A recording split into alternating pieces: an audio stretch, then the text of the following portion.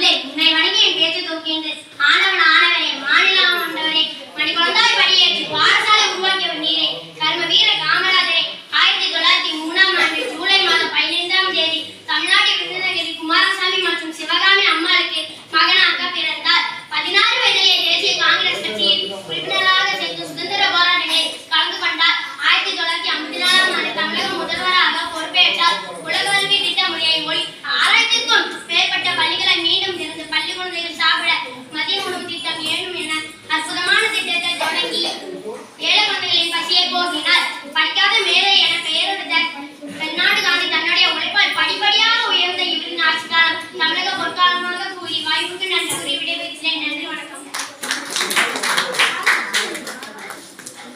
மாணவர் முத்துராமுக்கு பாராட்டுகள், நன்றாக சொன்னார்.